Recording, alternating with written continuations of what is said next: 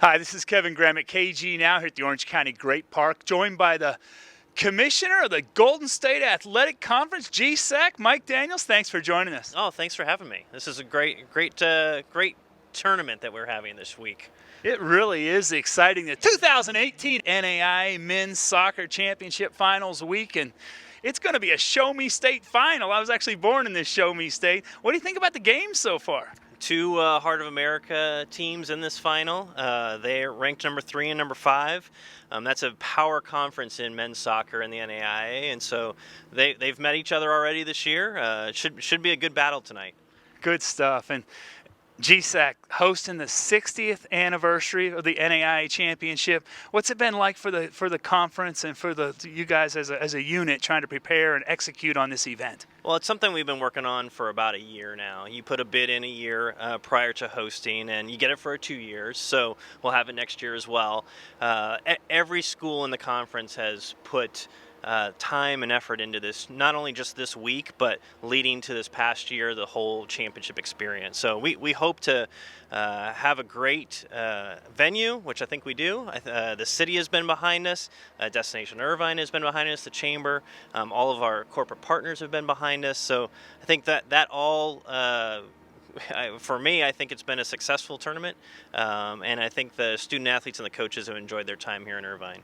And I agree, and the locals know that this was the Marine Corps Air Station El Toro, and 20 years ago, Measure M almost turned it into another LAX, but true. that didn't go through, and now we've got the Great Park some 20 years later. And I'm going to make any comment on the teams that have been participated. 16 teams came in, there's 2 left.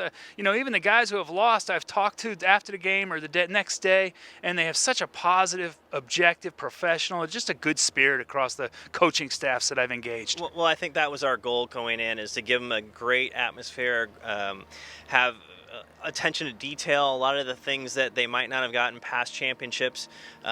Make sure that those details are I's are dotted and T's are crossed, as they say.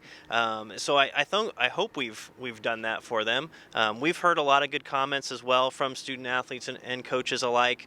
They want to come back, which is always a positive. I coach youth sports, and that's one goal you always have is if you don't teach them anything about baseball or soccer or basketball, whatever you're coaching, as long as they come back and play next year, you've done your job. So we kind of look at it that way, that if the teams want to come back here, want to come to Irvine, then we've done our job. It's taxing for sure. Again, every school, I think I said, has contributed to this effort, but those results are paying off with those comments.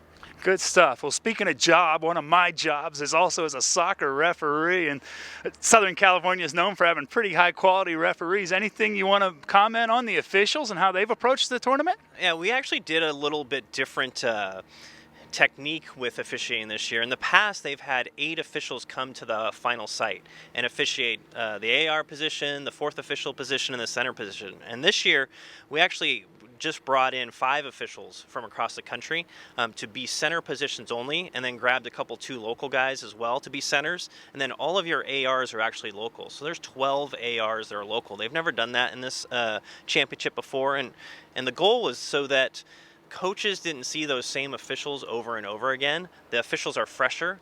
If you're here for every single game of the tournament like it used to be, officials get tired too. Right. And so we want to give a better experience on the field officiating, not only for the officials, but for the teams playing as well. So again, it's brand new. They're not doing this on the women's side in Orange Beach. So we'll see how it goes. We'll evaluate it afterwards. But I think they've done a good job. We had one injury. Third game of the tournament, pulled him out, and we had to get a replacement in. But I think having all those local guys helped do that, help find a replacement really easy. Yeah, and I thought for the most part they were outstanding. So tell me a little bit about, or not me, but tell people watching a little bit about, if I'm a future candidate site or maybe a potential host for the beautiful games, beautiful tournament for NAIA men's soccer, what advice would you give to them as a site or local institution to try to approach a tournament or host a tournament? I think you have to have city buy-in, or a chamber of commerce or a convention bureau. They have to buy in. They have to want it. You have to have a facility that wants you and will accommodate you. The Great Park has been great. Great Park staff has been excellent to work with this week. Putting 15 games on this field is beating up the field, and plus the rain that we had. You can see some of the rough marks out there and wet marks, but you need all those people to buy into what you're doing for it to be successful. And then you need the conference schools. We approach this as a conference championship event that everybody's going to contribute, and you need that buy-in from all your member schools, and we've had that. So every school in the conference has contributed one way or another: athletic trainer, ticketing, sports information, game operations, all those different aspects. That's what you need if you're going to put a successful bid in. And again, to get those positive comments from the student athletes and coaches, you don't do it without all those folks. Right. And from an accommodation standpoint, I don't know if this is common, but all the teams stayed at one hotel, the Hotel Irvine. I did some video interviews, players and coaches over there, the banquet night, and it really seemed like an outstanding approach to hosting the entire teams at a local place. It's a nice venue, nice accommodations. Any comment on Hotel Irvine? They've definitely been a great partner of ours as well. I mean, they're one of our corporate partners, and then also be able to house all the teams. Not many places can do that. We're lucky enough here in Orange County that we have some big hotels that we can put all 16 teams in, 175 rooms being used a night. So that they're a great partner for us to have. I've heard in the past that some of the teams are split and might be 20 minutes, 30 minutes down the road. With everybody having that same travel, there can be no complaints there. Every team's doing the same, either fighting the 405 or going up Alton or Jamboree to get here. So we're fortunate here in Orange County that we have a few places, and Hotel Irvine is one of those. It's going to be our host next year as well. Yeah, and I think it's added a sportsmanship element to it because, these men are truly men of character. That's part of the program here and across the nation, NAIA, but you could really feel it in the after the games, the way they embraced each other, winner and loser. It was really exciting stuff. So it's been great. GSAC hosting the 60th anniversary of the NAIA men's soccer final, and it'll be back here next year. So you local folks that didn't make it, start some planning, will you? Anything you want to say to folks, the staff or the GSAC folks, or anything you want to close out on? I would just say tonight's going to be a great game. We're actually honoring two teams, two past champions that were GSAC schools. Azusa Pacific's 2007 national championship team is going to be here. We're honoring them tonight. And then probably even more special than that is the 1972 Westmont College national champions. They're coming tonight as well. About 8 of those guys and they're coming from around the country. It's not like they're local guys. They're coming from all over the place. So to see those guys meet with whoever's going to be crowned national champions tonight, that'll be special as well. Yeah, and don't let him kid you. It never rains in sunny Southern California. There was 4 games on Monday, 4 games on Tuesday, then 4 quarterfinal games on Wednesday. Thursday was a rest day, and that's the day that Mother Nature put some drops down and gave the players a little bit of a rest. And Friday, the weather's been great.